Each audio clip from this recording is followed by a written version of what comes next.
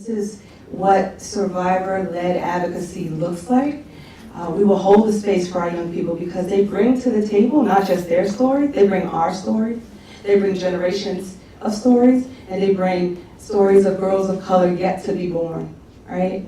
And so our job here today is not only to listen, but to understand that we have an active role and accountability to think about how do we empower, how do we create policy, how do we invest actively in the lives of girls and women of color. So before I was pregnant at 15, I was depressed, I was dealing with anxiety. At the time I didn't have words for these things, but I was a latchkey kid in every part of the definition.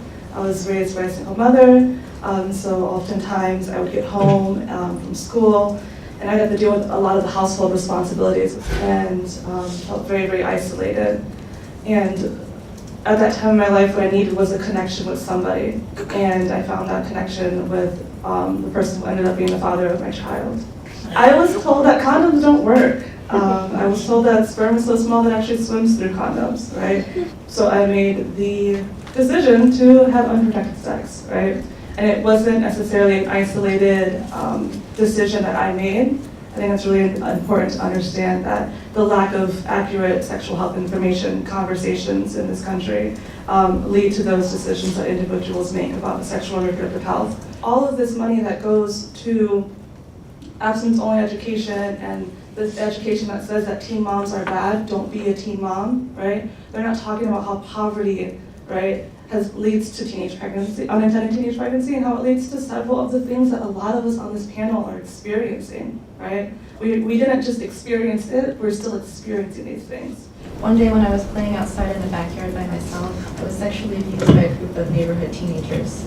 I was 6 years old. I didn't tell anyone. When I was in my early teens, I started having a lot of trouble sleeping and my moods were unpredictable. I often felt anxious and scared, thinking that no one was to be trusted. I started drinking and smoking to cope. I was still getting good grades and showing up to my school activities, so no one really noticed that anything was wrong. But a few of my friends knew what was really going on. They were worried about me and took one of my poetry notebooks to the guidance counselor where they found a suicide note. What my guidance counselor asked, though, was whether I was overstressed from working too hard at school. The model minority stereotype was at play. To my counselor, I was another Asian American teenage girl who studied rigorously and overworked herself to meet the high expectations of her parents. With my romantic relationships, I had no conception of what was healthy or what boundaries were, especially around sex. This would make me vulnerable to sexual violence later in life. I knew that something was wrong, but I didn't realize that so many of these issues were connected to the abuse until after college I started working in the field of child sexual abuse. All these issues that I thought were simply something wrong or defective in me had deeper roots that I was able to put a name to and actively start healing from. But healing isn't a linear journey for any survivor. I'm in a privileged position today, but still deal with the impact of violence in my life.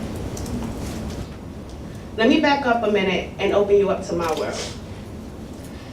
After being kicked out of my mother's home right after Hurricane Sandy and my move to Georgia, when my life became unbearable and toxic because I moved down with an abusive girlfriend and her child, where she was basically for 3 months sedating me with pills and drinking every day. So I decided to move back to New York. I was in need of money and shelter. Someone I consider a friend recruited me, and I consider her my recruiter.